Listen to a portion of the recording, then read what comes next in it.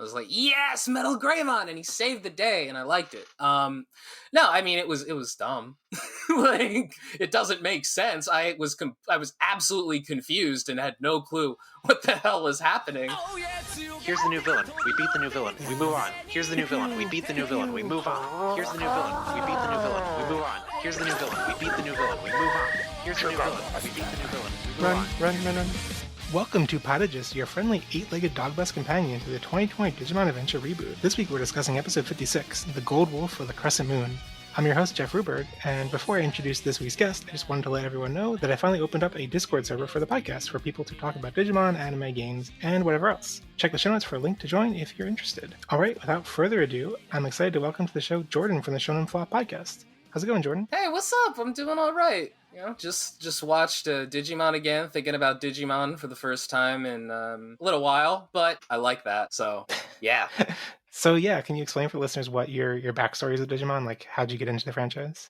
Well, I remember being like a little kid, and when I first saw Digimon, I was like, I like Pokemon. This is a ripoff. But then I actually watched Digimon and realized, oh, this show's like way better, and like there are actual stakes in it, or at least it feels like it is. But you know, and I just thought it was really cool. You know, I had the really weird PS1 game that I could never figure out how to actually play. And yeah, I followed Digimon super closely. I read Digimon fan fiction in like second grade.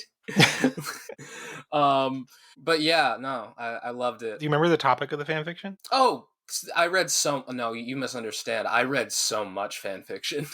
I read a lot of it before I knew what anything that was happening in that manga meant. But I just remember like there were a lot of song fics. Do you know what a song fic is? No. So it's like it's a fan fiction where every other paragraph there's just song lyrics from a popular song. It's like embedded into the narrative. No.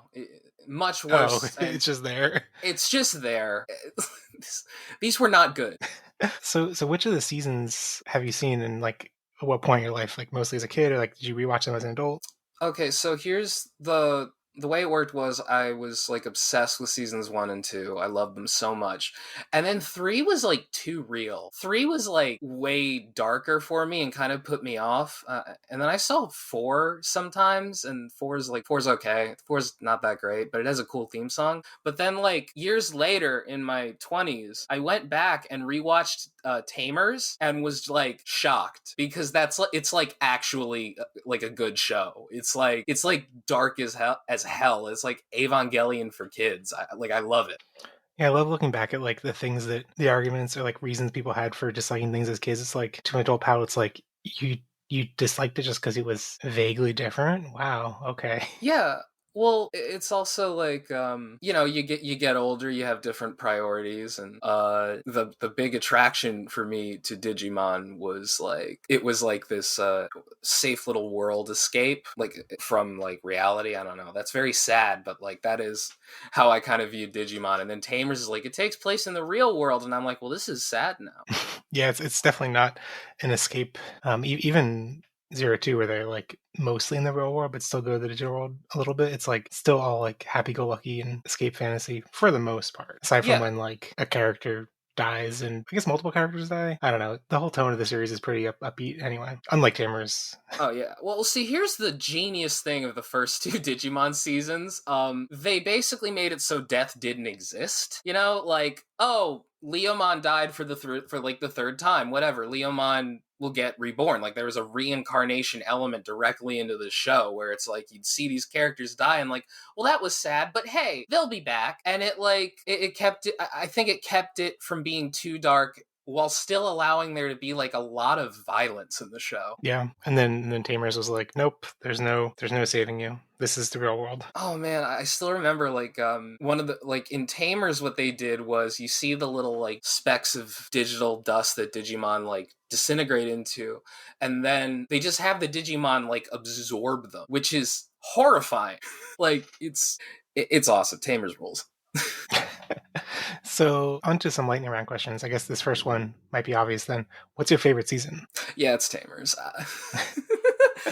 Like, if you'd asked me as like a 13 or 14-year-old, I might have said season 2, but nah, it's Tamers. Favorite Digimon? Ooh, Andromon, actually. Oh, interesting pick. Favorite villain? Ooh, I think I gotta go with Myotismon. He was just really cool, and that section of adventure where they are fighting like Myotismon in the real world, and then they turn into like War Greymon and Metal Garurumon. It rules. It's like peak Digimon for me, you know? It's like the Cell Saga. And favorite adventure character? Yeah, I kept flip-flopping on this because it occurred to me I hadn't really thought of the kids in terms of characters for a long time. But I think it is Tai. You know, it's kind of lame to say the leader, but like you just follow him so much, you kind of get to know him, and he's like a really likable kid, you know? Yeah, I mean, it's I think a totally different story for this reboot, but for the original show, like I think Ty got the most like actual character arcs, or like he's the only character that had like an entire arc devoted to his actual journey during the Edamon saga, and everyone else got like an episode here or there, but he actually got like a whole little arc to himself, so it felt like he just got more interesting content. But yeah, it's tough because he is the main character, and it feels kind of lame to be like choosing the default answer. Yeah, no, I mean, absolutely. Like the thing is, like I'm gonna spoil one of like the other questions I saw in there. Like this might even be the next question. I watched like 14 or 15 episodes of the new series, and yeah, like I'm really liking Mimi. Actually, I'm really enjoying her character when she's on screen. You know, it's they did something smart, because like I just remember like trying to think about Mimi as a character from the original series, and I had like very little, but they made her like clever in the new series and like kind of handy. I also watched the episode with Edamon. Mm-hmm. Yeah, that's one of the best. That one rules. That was great. I absolutely A plus. And I loved Mimi in that, like, because she tricked what was it, Volcanomon and Edamon at one point, and like I loved that. But yeah, who's your favorite Digidestined? Oh, they don't call them that anymore, do they? Ugh, I don't like this tables being turned on me. I don't know. I don't have an answer. I ask people this question. I don't have an answer myself. Tables are turned. Now you see how you like it. But no, it's tough because like I have a lot of favorites in other seasons. Like usually it's like the edgy character like Ken and 02 or Impmon and Tamers. Anytime there's a character like that does stuff that they like feel guilty about, A plus will love them and stand them. But like when it comes to like adventure, I'm like, I don't know. They're all kind of the same. They're all kind of even. I don't know. Yeah. Wizardmon? Yeah. I mean, I feel like Tailmon or Gatomon kind of had that like villain redeemed arc, right? But like it's more like she's a villain for an arc and then has no character after that, even extended through 02. It's like, oh, okay. Oh, you could, like, you know, from like an adult perspective, they did not really care in season 2 about the characters as much. They did not. Season 2 was a mess. I loved it when it was running. It is a mess, but Black War Greymon was still cool. Oh yeah. Yeah. I think 02 suffers also the most from like that like a lot of it's lost in the dub, and like what's left over is the worst parts, and the best parts are kind of scrubbed out a little bit. So it's there's a big gulf between people who like love 02 and then who usually watched it subbed, and then people who think it's the worst season ever who mainly watch it dubbed. Yeah, see, here's the thing. I might think it's the worst season ever if I'd watched it now, but I watched it when I was a kid, so don't worry about that. No, but like I see what you mean, because the biggest issue with going back to the original Digimon, I wanted to watch it in the dub because that's what I remembered. But man, there's a shitty joke every line. It's always terrible. It's so cheesy, and like it's just way harder to stomach as an adult than it was as a 12-year-old. You know?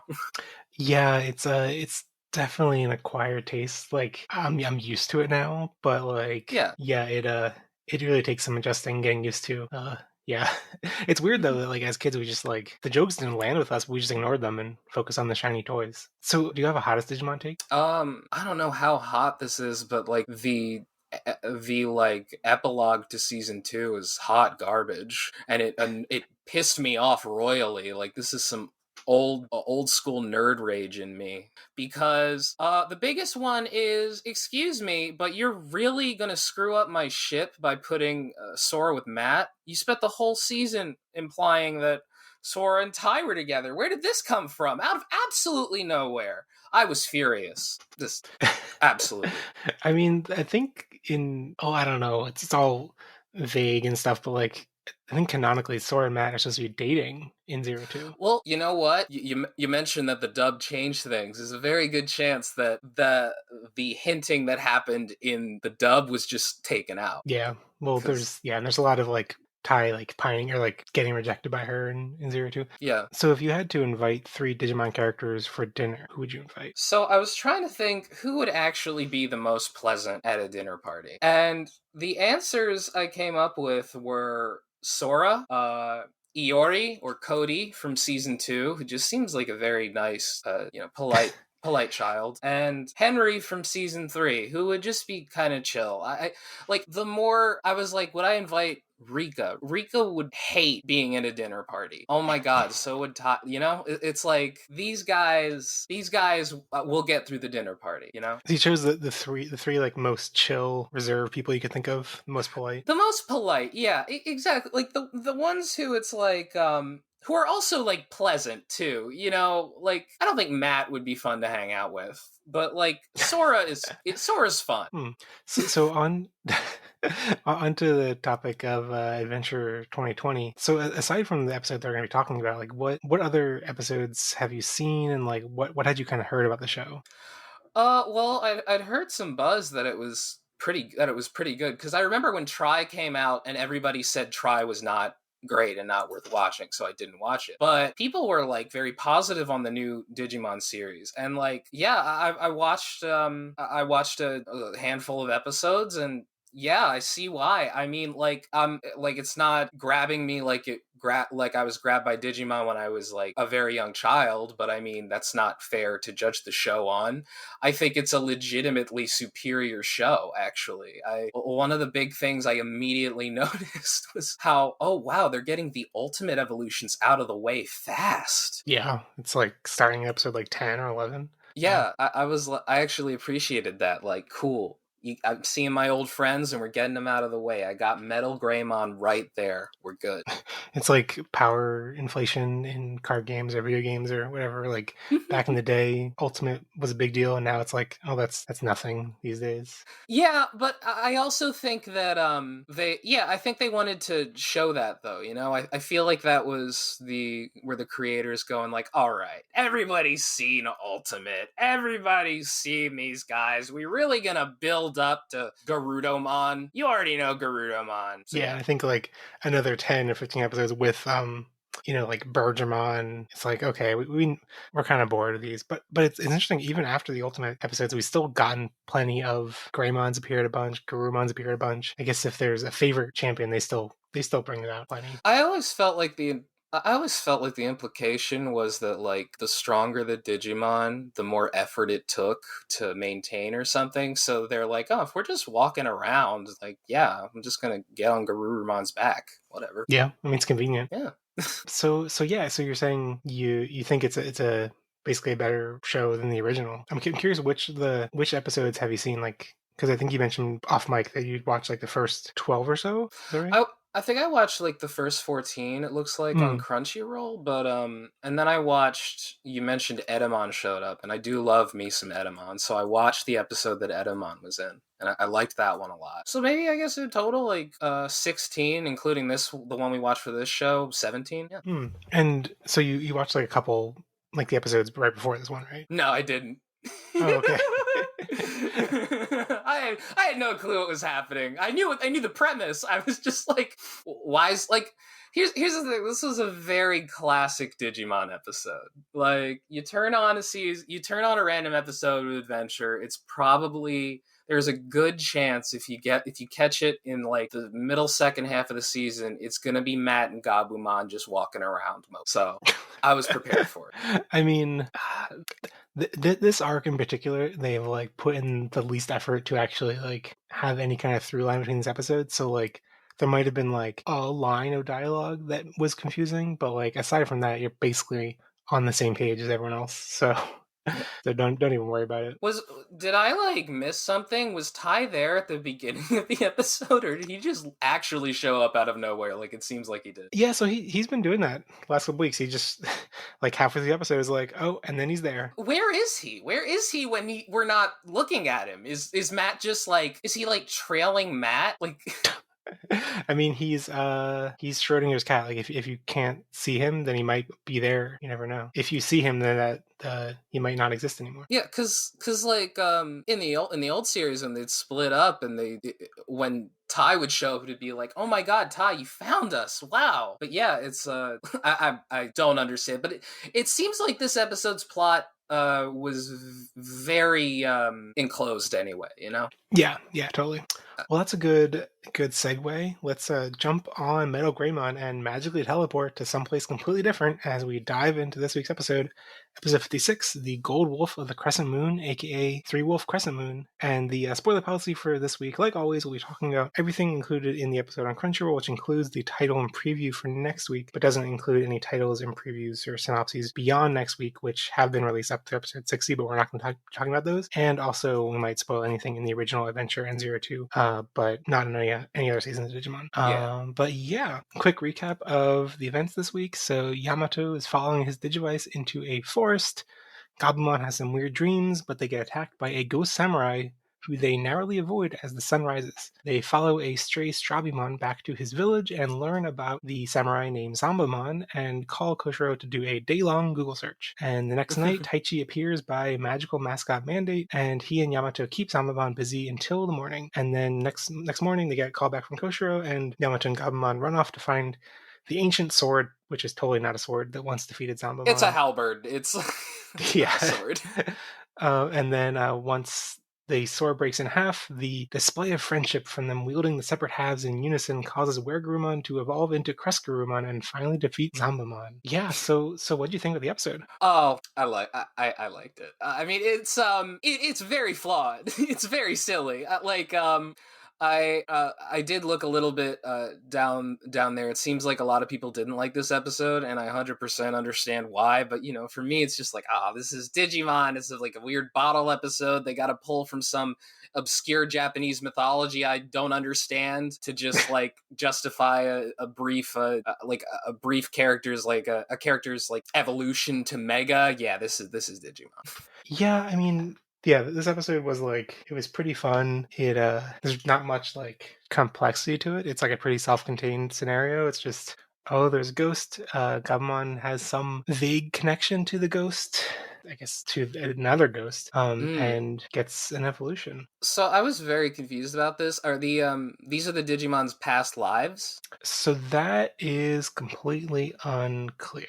Oh, because they the one bit. The series has been very vague about like how Digimon reincarnation happens. You know, like how we were talking about how like, in Adventure they make it very clear you die, you come back as an egg, and then in Tamers they're very clear if you die you don't come back. Yeah. In later seasons, like in I think like Frontier and Savers, they like even make it explicit like a Digimon dies and you see the egg leave their body or something. Yeah. But in this season, like they've been very vague. A couple characters have died on screen and then come back as eggs, but like it's also unclear if that happens all the time or if it's a special case. But the one thing they've been clear about is that it seems like when they die, they lose memories. So, and it has been, like, I guess if you saw the first couple episodes, like, you remember that like they had that like info dump about like they fought this ancient war and they were these warriors, like they were fully evolved as megas. I got really excited because I saw Hercules Kabuterimon there, and Hercules Kabuterimon is sick.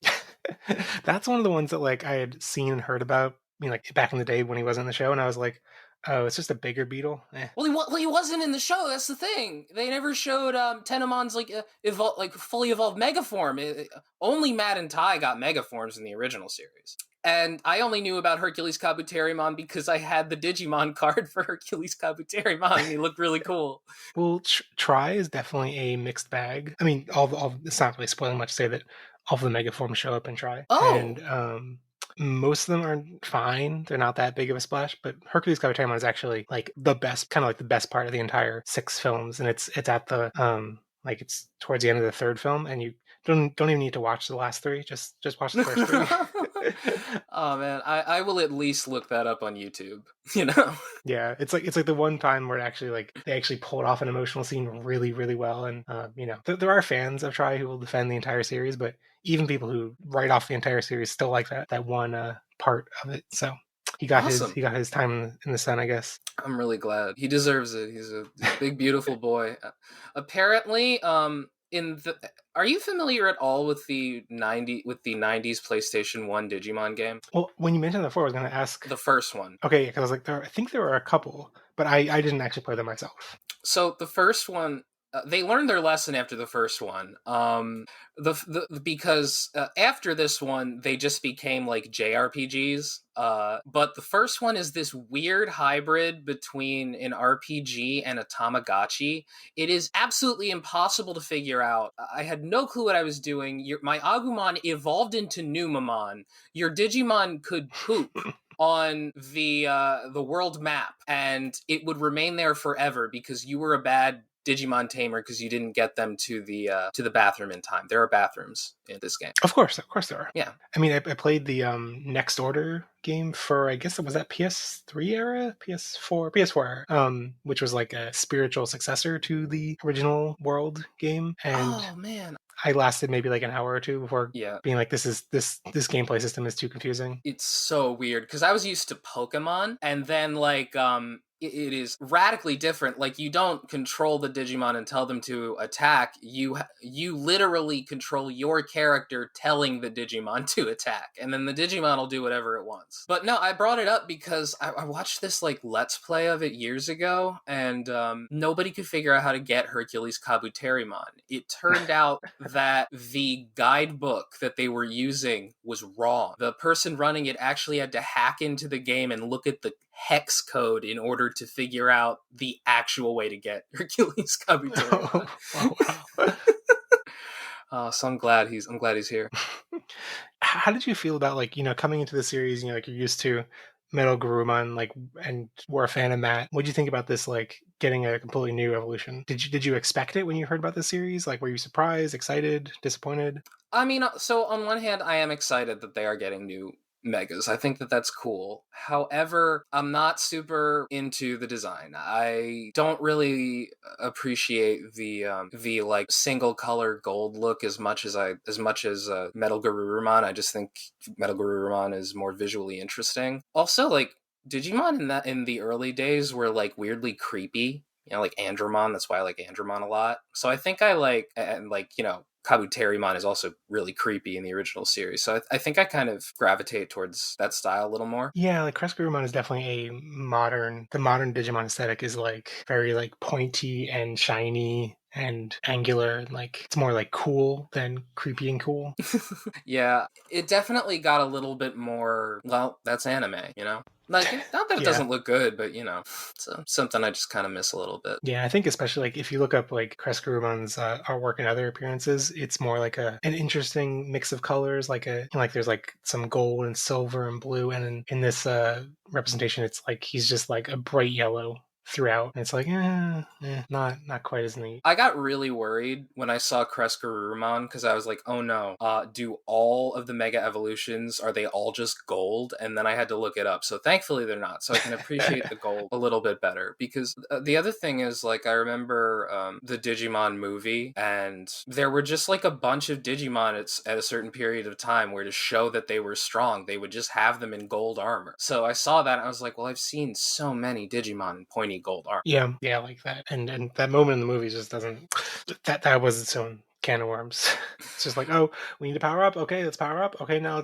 we got gold. Okay, cool. Now we're golden. And it's like, okay, sure. Oh, well, I mean, you want to talk about Deus Ex Machina. That's, the crests are the biggest load of bullshit that has ever been conceived. I love them. Like, you see it in this episode. It always felt to me like the purpose of the crest was to determine they were like monitoring and explicitly waiting for the most dramatic moment to actually do something, Yeah, and I guess you haven't without seeing the context of the episodes surrounding this one, but it's like the way it's been set up in this show is even. I feel like it's even so much more Deus Ex Machina than the original show because like they're basically like the reason that Yamato went to this forest in the beginning of the episode, they just got their digivices are just pointing them to something. They found out the Crestro thing, and now they're just like following the compasses on their digivices. And I assume that meant to like find a physical item, like in the original show where they found physical crests that were in the world somewhere. And but no, it's apparently they're just following the compass to some event that happened. Like in this episode, it was this one actually makes some sense in that regard because it's plausible to think that it was pointing him towards where Kreskuruman's, like the sword, not a sword, was laying in rest or whatever. Like, but like the last episode with Rosemon's debut was like, ooh, Rosemon. It was just pointing Mimi to a place where she would have her episode. Like it doesn't really. It feels so contrived and so like the writers are telling you to go this way. Okay, you went this way. Okay, you got your reward. It's like, okay. That's what I'm saying. This is classic Digimon bullshit. I love it. Like the thing you said where the Digivice is like pointing them in a direction they don't know what's there. Such classic Digimon shit. Like I can't think of like specific examples, but I'm pretty sure that happened a bunch of times in the original show. Like I saw that compass show up and I'm like, yeah. This is Digimon. Yeah. I guess in the original show it was like they had like to find the physical crest in the world and then activating it was separate. But I guess that like that nuance there is like not that big of a deal in the scheme of things. They were just kind of a MacGuffin, to make the ultimate evolution seem a little bit more interesting. Yeah. Just thinking about like, so you haven't, without seeing the episodes before this, you wouldn't have seen the trend of Taichi just appearing randomly in the middle of the episode. Did you think it like, even without that context, did you think that like Taichi appearing like detracted from the episode? That it like, you thought this was a mad episode and then suddenly it's not anymore? Oh, I thought it was awesome. I love seeing Tai. Tai showed up. I saw like Metal Greymon. I got really happy. I was like, yes, Metal Greymon, and he saved the day, and I liked it. No, I mean it was dumb. Like it was stupid. Like it doesn't make sense. I was absolutely confused and had no clue what the hell was happening. But like, hey, it's my old friend and he's doing cool stuff and I get to see Metal Greymon shooting those weird gross rockets. Yeah, no, I was in. But it was really dumb. Yeah, now that I think about it, it would be cool if like, because they're all following these compasses in various directions or whatever, it would be cool if they just like randomly cross paths with a different person each episode, but no, it's been Taichi every week, so he just keeps showing up. I think it's because they've they always I mean, one of the things about this series that immediately endeared me to it was the first couple episodes were literally our war game. I was like, I was so psyched when I saw like the original like a remake of like the original Digimon movie thing with Tai and Kari. The whole chronology of what came first is still very confusing to me. But like seeing that there, I was like, oh, wonderful. Yeah, they're starting it on a cool note, in a really interesting way. Yeah, I was excited. So, but I bring that up because, I seem like it feels like they are trying to push the Matt and Tai thing to culminate in Omnimon. Yeah, and there's, well, I think it's pretty much. The other thing is that, they're gonna like definitely bring back Omnimon or Megamon, but there's also the Kreskurumon, and Taichi also got an alternate form of War Greymon called Blitz Greymon, and the two of them combined to make a different Omegamon. There's like Omegamon Alter S, which is with these two forms, and it looks okay. I don't know. I mean, yeah, it's as with everything, we'll see what they actually do with it. The thing about Omnimon is that they came up with the design, and it was really cool, but really specific. So every time they go back and update it, all they can really do is make him beefier or make the arms look pointier or make like things a little weirder. Like I do wish that they were a little bit more, that they took a little bit more risks with Omnimon, because like, yeah, all the versions, there have been a billion versions of Omnimon and they all just look like Omnimon. I'm so used to hearing people refer to him by Omegamon when talking about the show, and now when I hear Omnimon, I just think of Invincible, where there's a character named Omni-Man, and I just see Omni-Man now. Oh gosh. That's the dub. I guess Omega was vulgar somehow, so they had to change it to Omni for some reason. I don't know. That one made sense to me because it's like you have a form called Mega, and it's like kids are gonna be like, wait, there's Mega and Omega. What's Omega Mon? He's just a Mega Digimon, like. I never thought about it that way. That does make sense. Yeah. Because the word in Japan, they're probably using like the Japanese equivalent word to Mega, so it doesn't just sound like that. Oh no, yeah, that's a whole can of worms. You don't want to go down that path. There's lots of controversy about, like, a lot of people don't like the term Mega because in Japanese it's ultimate. Yeah, I remember that. So, yeah. It's confusing. Mm-hmm. Yeah. Well, I get frustrated by that because ultimate is just one of many translations for that word, and you could just translate the Japanese word in a different way, like final or something, but people insist that it's ultimate just to be confusing with the dub. But anyway. It's because when I read it on GeoCities in 1995, the person in my web ring called it the ultimate form, and that's just how it is. Yeah, you can never change. Mm-hmm. So now let's move on to 3 reviews. First off, from @DackandJackster. I feel like there's supposed to be a cadence to this that I don't get. I know what it is. I'll do it. Yeah, okay. This is Scrappy Doo. Ta ta ta ta ta puppy power. That's yeah. Okay, that reference went way over my head. Oh, you didn't grow up with Scooby-Doo and have to suffer through episodes with his annoying nephew Scrappy, where he just was awful? No, I guess I missed Scooby-Doo somehow. I'm old. I mean, Scooby-Doo has like existed in every generation, you know? That is true. It's like, it was ancient by the time I watched it anyway. Like, yeah. But yeah, that's what that was. What was that referencing though? Puppy. Yeah. They're dogs. Dogumon is a dog. Yeah. Yeah. Vmon Tamer said Digimon World 3.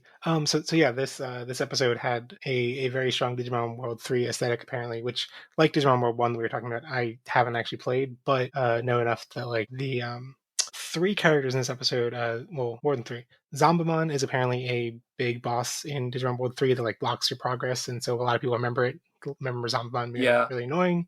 And I think the main mascots for Digimon World 3 were Bearmon, who doesn't show up in this episode, but Bearmon's evolved form, Grizzlymon, does. And also Koemon and Kotemon were in the background of this episode. So it definitely had a strong Digimon World 3 vibe, which is cool that they're like winking and nodding at that stuff.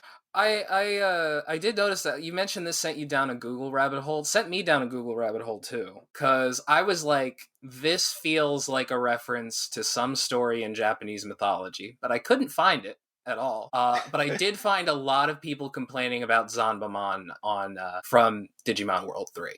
Yeah, the big rabbit hole I went down was the origin of Zambamon's name is a same to Zambato, which is maybe a fictional thing or maybe it's a real thing, but I don't know. So here's what I know about the Zambato. At some point, the concept, I think it was originally a Chinese weapon, and it's just like a sword that's so freaking huge that it's comically big, but it can take down a horse. And it gets referenced all the time in manga. It's in Rurouni Kenshin. It's in a bunch of other stuff. I'm pretty it might have been the inspiration for like Cloud's Buster Sword, So it's like a Japanese mythological thing, basically. Yeah. So at the Europe next, and I think it's not sure how that name's pronounced actually. I guess Baby Demon. Ooh, yeah, Baby Demon. Third ghost confirmed. I don't know what that means. Yeah, I'm not sure what that means either. I think some of these reviews are trying to intentionally confuse us, but you never know. Chocomon22 said favorite Matt episode in 2020. Yeah, that's fair. Huh.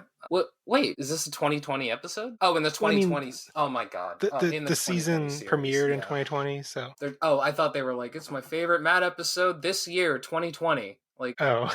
What? Yeah, we never left the year. It's still 2020. No! I want to get out. It's all been a dream. Just when I thought I was out, they dragged me back in. Okay. So, Joseph Snowseth says, incredible color design, which I can only think means this person is referring to Crescent, who's just gold. Yeah. I can't tell if this is positive or being sarcastic, but because I do think one thing that's cool about the color design in this episode is that if you look up a profile of Zombamon, like they are like even more golden than Crescent is usually. So the fact that they like dulled them down so that Crescent would shine more is cool, I guess. I don't know. I took it more as like not specifically shine more, but they were like, well, let's make sure these two like really just don't look alike so that it doesn't get super confusing. But I guess that is what you're saying anyways. Yeah, don't worry, it still got super confusing, which Yeah. yeah.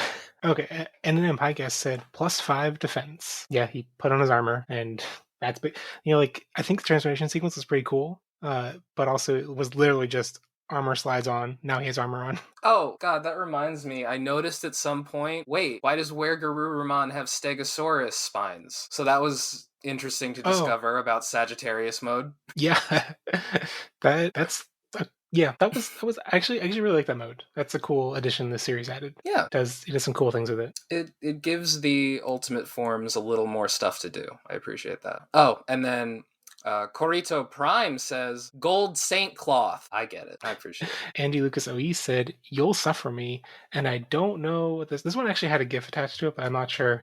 It might be a Lord of the Rings reference. Oh yeah, I know it's what the that is. Ghost King. Yeah, it's the Ghost Warrior. I get it. Yeah, nice. Because Zambamon's a ghost. Maybe. Yeah. CC Takato says Gazimon Uncanny Valley. Oh yeah, there was some derpy looking Gazimon in the background. It was like I don't know what their faces were doing weird things. Yeah, not shocked to hear that. I didn't notice them, but I'm not shocked to hear that.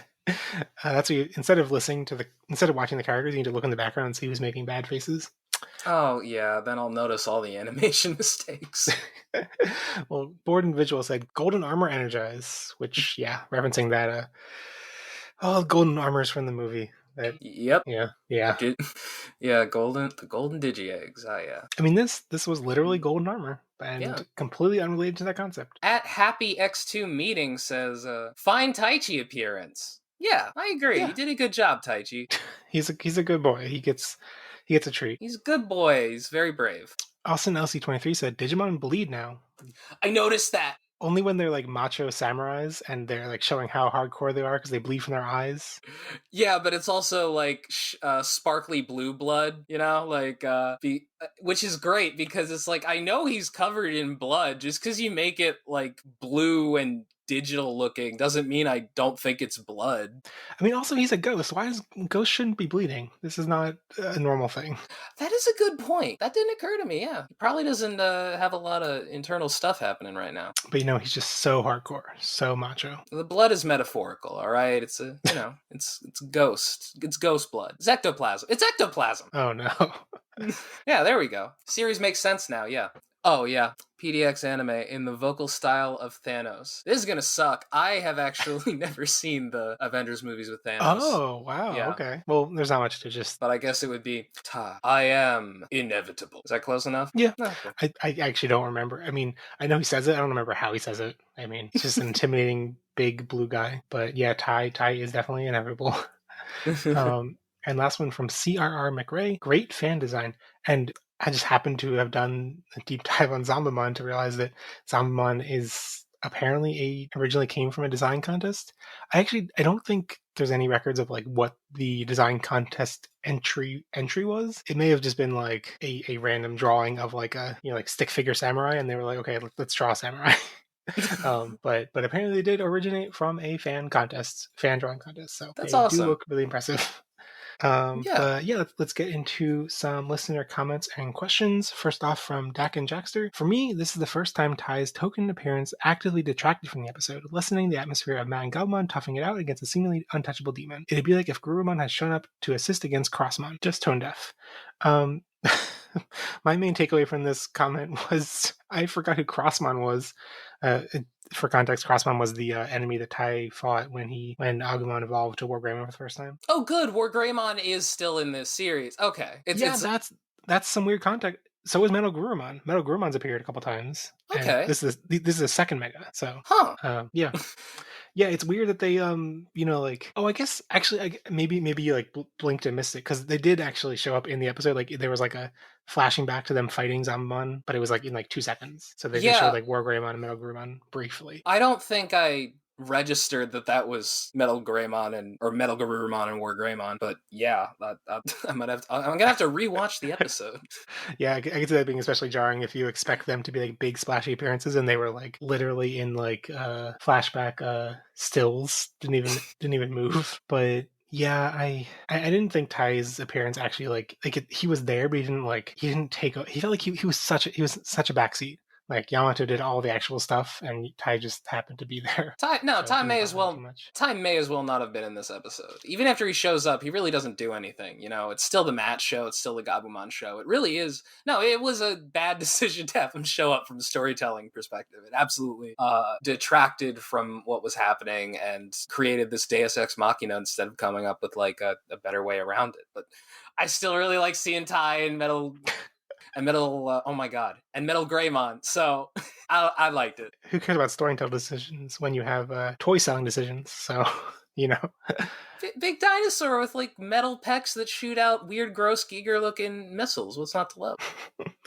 All right. Well, Andy Lucas OE said, "Do Gabumons dream of golden wolves? I really hope the series has more episodes with the Digimon remembering things from their past. So far, I think it's just been Gabumon, Patamon, and Gatomon. I wish they'd lent on this angle from the start. It's a fantastic idea that could be what gives the series a unique identity amongst the other entries in the franchise, at least the ones they've seen." So I think we started down this route, but I think we got distracted on a tangent. But I think this episode was trying to be vague about the like previous incarnation of Crescent. First of all, they never named the ancient version as being Crescent.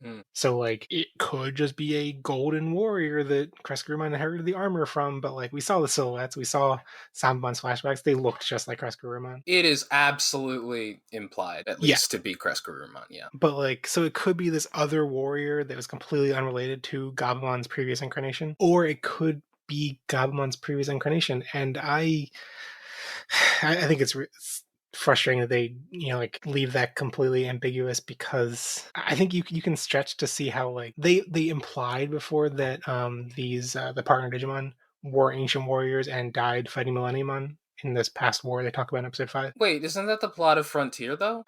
Kinda. Yeah. I mean, yeah. No. Well, I mean, they died and became spirits. These characters died and when that episode came out, I remember a lot of people being like, "Oh, this is just Frontier," and it's kind of been the case. But it's a well, so basically, like Metal Garurumon. We know that Metal Garurumon was a past incarnation. It could have been that Metal Garurumon also went on to become Crescent and then died and then became this Gabumon, or it could be completely different Crescent. Who knows? Yeah, I feel like if it's a different one, then it was a very odd decision to include that, because it just seems like direct foreshadowing, and if it isn't like directly foreshadowing or linking it, it's just kind of like, why did you show me that? Oh yeah, I don't think the show's going to follow up on it. I don't think it's going to explain it anymore. It's Digimon. It's Digimon. Yeah, they're just going to move on. PDX Anime said 2 main thoughts. Hi, Crescent, now sit in the corner with What's Greymon until we need Alter Omegamon. And number 2, I'm done caring about the Crest part of this arc. I feel like the symbol is appearing, and the choice of when Omega appears are feeling kind of arbitrary, with no real reason as to what the link is. And yeah, I feel like you can see how like, okay, Yamato and Greymon holding the 2 pieces of the sword, not a sword. Like it is a display of friendship, but like, I don't know. I mean, it's weird, especially weird in the context of Yamato's already unlocked Metal Garurumon, and that didn't activate the crest, but this does. Like, what is it? It's possible they're going to explain it in a way that makes sense of it, but probably not. No, they won't. No, I mean, because here's the thing about the crests, like I mentioned it earlier, like they're like I love how just brilliant and like dumb they are, because the whole point is it's like, okay, well here this activates when you do something courageous or something reliable or something vaguely relating to you liking somebody and having friendship or something, which by the way, why is Matt why is Matt the friendship person again? But whatever. It just like they were designed to be Deus Ex Machinas. It feels, like it just feels so laser focused. Like somebody was just like, okay, so this is literally supposed to activate when emotions get high, and it's great. Yeah, you didn't even see the Sora episode where it's like in the original show, like Sora and Piyomon had a couple different episodes where they had like tension and whatever, and then like it at least felt like when the crest activated, it was like the culmination of various things. In this show, it was like it's like the thing that made the crest activate and made Hoemon like the ultimate. The mega form appear was just like their first fight. Like it was like the equivalent of the fight they had in like episode 3 of the original show. It's like, oh, okay. I guess this show has a lot less character depth than the original, but it does seem condensed, and in some ways I think that helps the show, but yeah, I think it does also hurt it because it just feels less organic. Yeah, I think it's like I guess it makes things accessible because you can jump into random episodes and you haven't missed a bunch of character development, but yeah, it's not as there's not as much meat on the bones to discuss in a podcast like this for adults, but for the kids, it probably doesn't matter for them. We did get a couple questions from Baby Demon22 and CR McRae about Gabumon and whether Crescent is directly connected to Gabumon or not, but I think we kind of just happened to address that. And yeah, my main thing is I think it could go either way, whether he's actually a reincarnation of the same Crescent or if it's a different Crescent. And I don't know. I wish it was more clear. So Chokomon22 said, which of the 02 cast, if the sequel series is the 02 reboot, would you put in the Taichi role of main character has to be there all the time hero? I don't have fond memories of 02, especially the 3 new heroes. Or could they keep the original 8 for a sequel series against the Digimon Emperor, who would be the 9th child? Then again, 2020 changed so many things I doubt they'd redo the Digimon Emperor, so maybe they'd throw a game enemy since they'd done Millenniumon already. Taichi, Nokia, and Ami versus the Eaters and Yggdrasil, please. So those are referencing things in Cyber Sleuth. I'm a little confused by what this question's asking. Because like I feel like that's I guess Daisuke, right? Like I get or Davis. He is the gogglehead. He's a gogglehead. Like would he make sense for this role? I don't know. He could. I mean, I guess yeah. Like he's definitely kind of a different character than Tai in some ways, but I always felt he filled that role. I mean, the thing with season 2 is that the person who fills the Tai role is still Tai, like he's still there. Yeah, and like people who love 02 will argue about how like Daisuke or Davis is a completely different character from Taichi and Tai. So, but I think if they were going to do this format of like a character has to show up every episode, it basically has to be Daisuke or Davis. I'm just imagining like Cody showing up every episode, and it's like what. This wouldn't make any sense. No, wait, I'm remembering 02. It's TK. It's or Takaru. That's who it is, because that's what he did in season 2. He was like he really did take on the leadership role in a lot of the times when Daisuke was just being dumb. Yeah, I mean, I think it would be cool to like for Hikari to be like taking the mantle on from her older brother. That would Absolutely. be cool. I totally agree. But also making I feel like the fact that they've had to lean so much on Taichi feels like a very gendered thing. That like we need a male character prominent, and I feel like the show does not have the audacity to make a female character prominent because Toei has Precure for that. And why ever sell Digimon to girls if you can sell it to boys? What? We got marketing segmentation. You're gonna screw up my demographics over here, then I won't know who to sell to. But yeah, I mean. I will say this series has been a lot better to the female characters than the original series was. I mentioned Mimi. One of my favorite episodes that I saw, they're just my favorite moments that I saw was they're just riding on the back of Ikakumon and they're all just hanging out, but Mimi's braiding Ikakumon's hair, and I really loved that moment. I was like, oh, that's cool. She's got like stuff that she does. She's like crafty. I liked that. So like. Basically, I say this to say that they are getting better, but I agree. It's probably not going to be a girl, although, I don't know. Rika was pretty great. Yeah, Rika could lead her own series for sure if they actually invested in her and didn't treat her as like the third wheel. Well, anyway. Yeah. I will say the main reason why I hope that 2 is a reboot is because it implies they're going to reboot 3, even if they don't actually do that. And I'm excited about that, even though it probably won't be totally great. I don't know if they really want to go that dark again. Yeah, I don't know. I hope they don't just keep rebooting everything. I mean... Yeah, that's a very good point, too. We don't want to... Maybe it's not best to encourage these companies to reboot stuff, because they'll just reboot it anyway. I mean, I think it's cool how they, I don't know, like the series has such distinct identities. I mean, rebooting one of them makes sense. Rebooting a second one, okay, maybe. Rebooting three, Yeah. I don't know. Well, if they're gonna do it like this, where it feels like it's almost like it isn't just like this isn't just a redo. It's like or a remake. I mean, it really is a reboot. You know, like they Yeah, changed so much stuff. this show is basically just taking the most iconic characters in the franchise and putting them in a new package and doing a new story with them that has some similarities to the original one. It really just feels like, so I feel like when it gets to like talking about rebooting any other series, it's like, why would they do that when they have the most prominent characters in the franchise in this series? So Yeah, no, I agree. I mean, as much as the fabled Tamers reboot is something that I can only hope for, I do agree. It's like you only do a series like this if you are specifically trying to bank on people remembering Digimon. And what are they going to remember? They don't remember Takato, who I almost didn't remember there. They remember Tai, with the goggles. yeah. And last question from Joseph Snosif with images of Yamato wielding the half of the Crescent sword / Naginata, and the other one is Joe wielding Zudomon's hammer, which I don't think you saw that episode. So it's basically the hammer was being thrown and Joe rode along with it, but it certainly looks like he was wielding it, and that was a great moment. That's a good episode. I might have to watch that because that's a great image, and Joe wins. I mean, if from seeing that one image of Joe wielding the hammer, what do you think that episode was about? Joe becoming Thor? Well, almost. It was about fries getting removed from a menu at a restaurant, and that upsetting Joe a lot. I immediately relate. Immediately. Yeah. It did line up. It did line up perfectly with that episode came out the same week that Taco Bell brought back French fries. So that's why they did it. Yeah.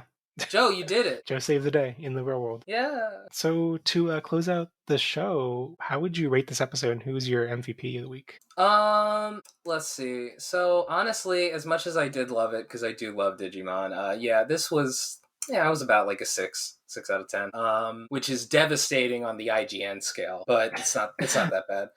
It's ripping it to shreds. It's tearing worth it nothing. Apart. Absolutely, just disgusting.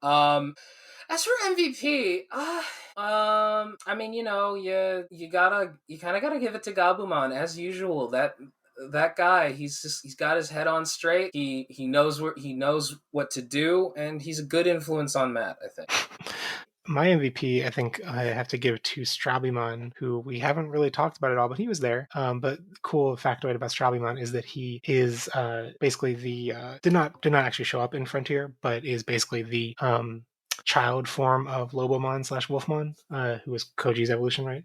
And so, like, in the way that Flamon appeared in the season as like the child form of Agunimon, Strabimon is the equivalent of that for Lobomon. And so the voice actor for Strabimon in this episode is the same voice actor as Koji in Frontier. That's great. It's also pretty cool because he was relatively new when Frontier came out, and now he's huge. He's like Levi in Attack on Titan, Trafalgar Law in One Piece, the main character in the Monogatari series. He's huge. He has tons of roles now. So it's cool that he came back to do one episode. Oh, that's great. That's really cool. I'm sure that was like, I'm sure there are a lot of like old school Japanese Digimon fans who really love that. Yeah, it's a neat homage. Yeah.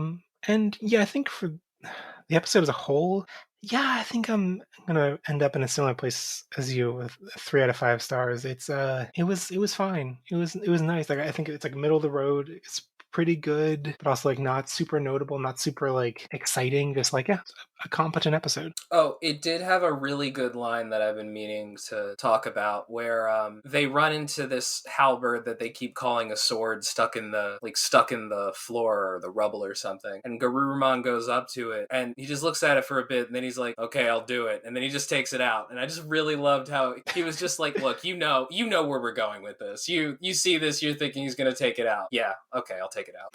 I love how he took it out of his mouth, just bit it and walked off with it. I thought it was going to be like a sword in the stone thing where it was like super impressive that he took it out, but he was like, nah, it's just like, it's a halberd stuck in the floor.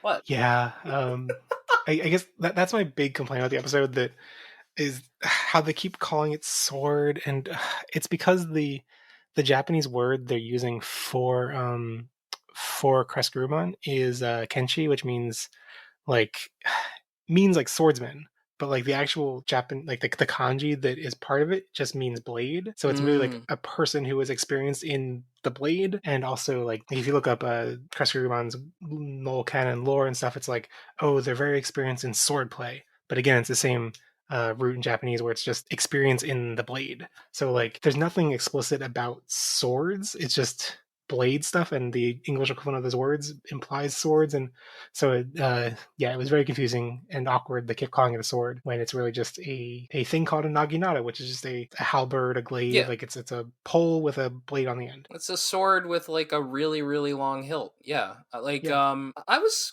surprised about that too, because I was also like listening. Usually when they're talking about swords in anime, they use like the word katana. I don't think I noticed them saying that this time. It was, of course, I don't have the best ear for specific Japanese words, so I might be totally wrong. But yeah, it was a surprising confusion from the localizers. You know, I thought they would be like, they usually take things like that into account. Yeah, I mean, I think the really confusing part was when Koshiro is, and I think I've already complained about this on Twitter, so people may have already seen this by the time it's coming out, but Koshiro is explaining like the battle between these two warriors and the one who won, and he's describing Kreskurumon as the gold sword user, or gold sword fighter, while the thing that's on screen is Zambamon's gold sword, and it's like, wait, so is it a gold sword fighter or a gold sword fighter? And I actually got it confused when he was like, oh, the gold sword fighter won. And I was like, oh, so Zambamon won. Oh, no, wait, the other gold sword fighter won. Oh, okay. I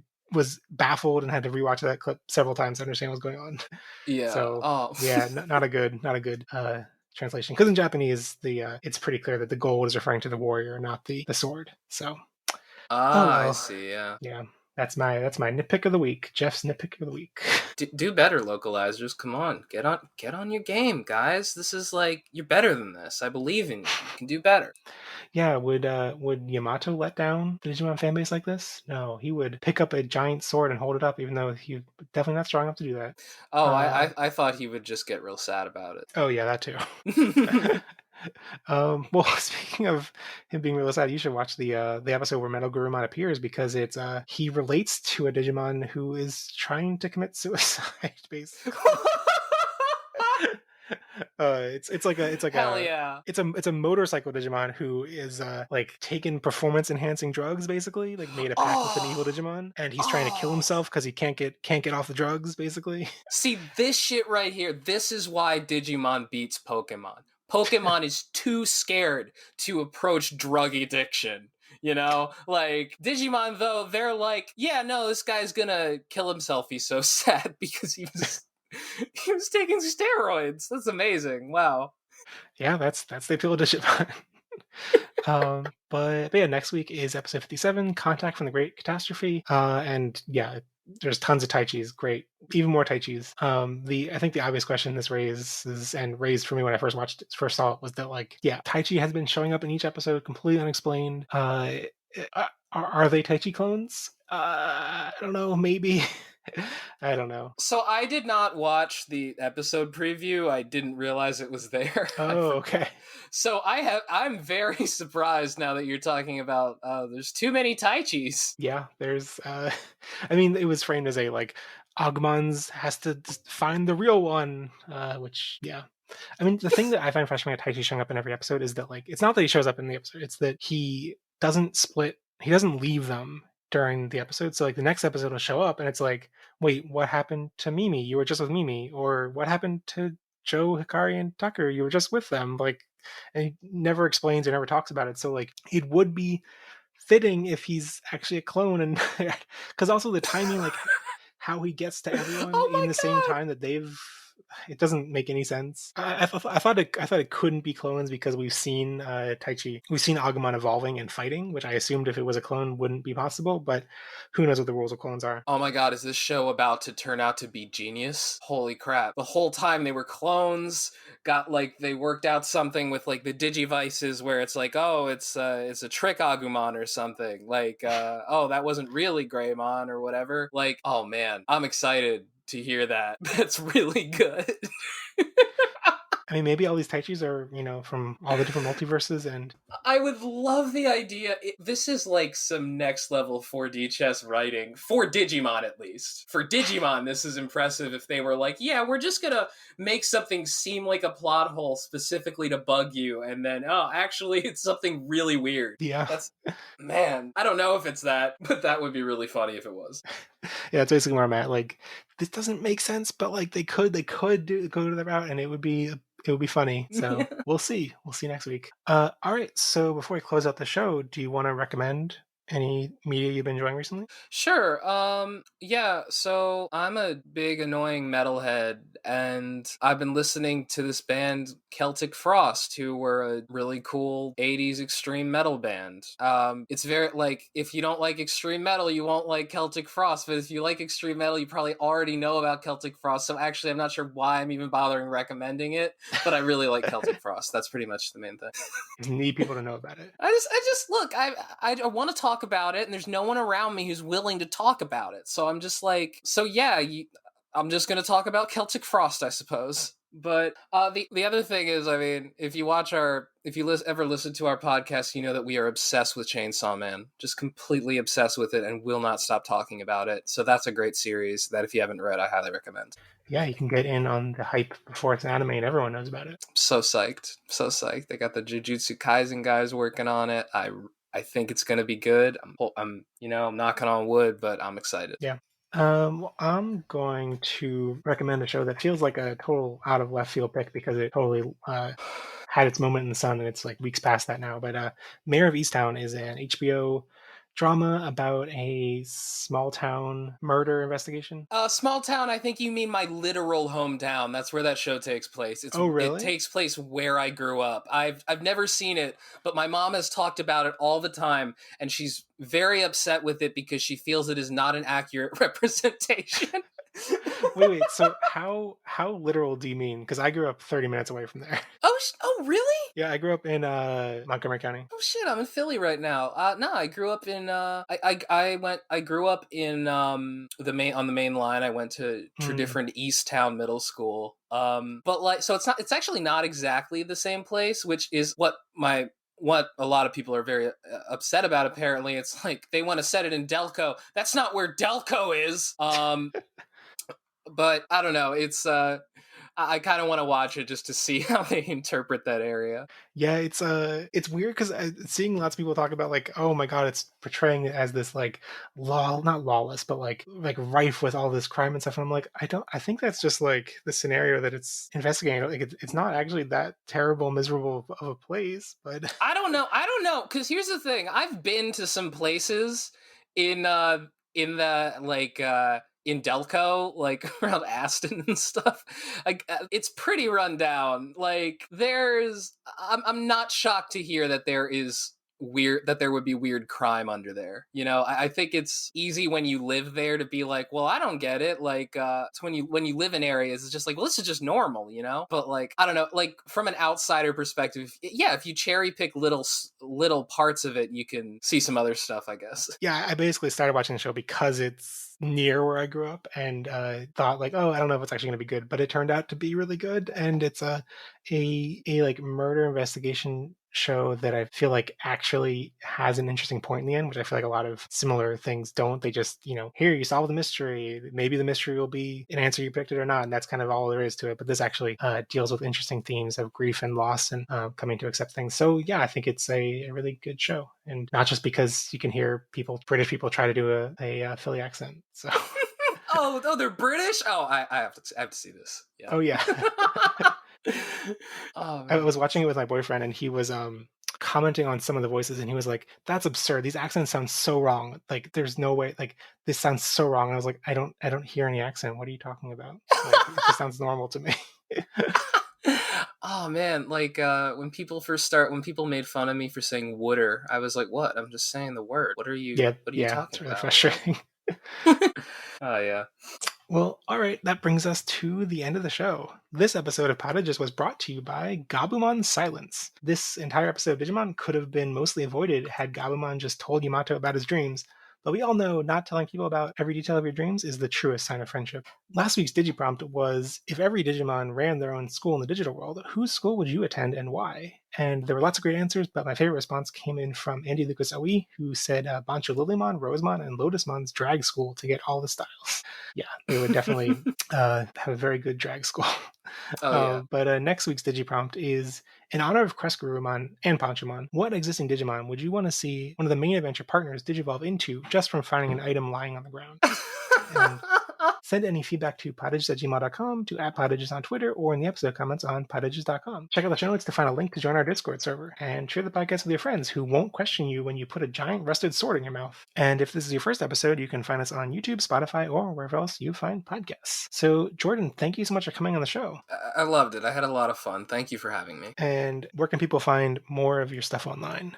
So you can catch me with my co-host, my old friend David, and we have a podcast called Shonen Flop, where each episode we look at a series that ran in Shonen Jump, a manga series, and they got canceled before it got popular. So not the Dragon Ball Z's and One Pieces and stuff, like the little stuff that runs for 20 chapters and then you just never hear about again. We go through these series and we look at them and we try and see if maybe it deserved it, or maybe it's sad that it got canceled and could have been a great series. Usually not, though. Usually they're pretty bad. You can check us out on any podcast service you like. We're on YouTube. Just look up Shonen Flop, and you can find us on Twitter @Shonen Flopcast. We also have a pretty cool Discord community that I would love for people to join. Jeff, I'd love for you to join it too. And last but not least, I'm trying to get my my art Instagram going. I am an artist, so check out my work. It's the Instagram. My work is on Instagram. The username is Jordan Forbes Art. Check it out. Awesome. And I am, as always, Jeff on Twitter. And if you're into general anime, new anime, you can check out my other podcast, Love It or Leave It. So thank you everyone for listening, and I'll be back next week to talk about episode 57, Contact from the Catastrophe. Bye. Bye. And remember, never stop Digivolve.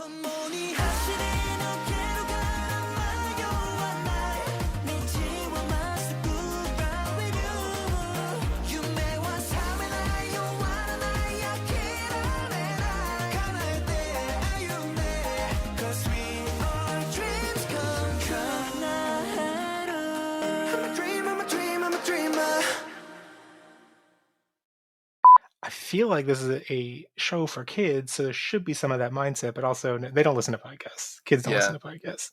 If this were a TikTok, Ooh. Hold on, my cat is on my lap and falling off as I speak. And I picked him up and he whined and then he started licking me. I'm confused. Now he's biting me. Okay, quick recap of the events. Okay, now he's biting me really hard. I need to deal with the situation.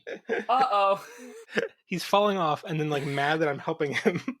God, that's such typical cat behavior. Now he's hissing. Oh God. Oh, Okay. I appreciate the structure of Shonen Flop, which is it as good as Chainsaw Man? No.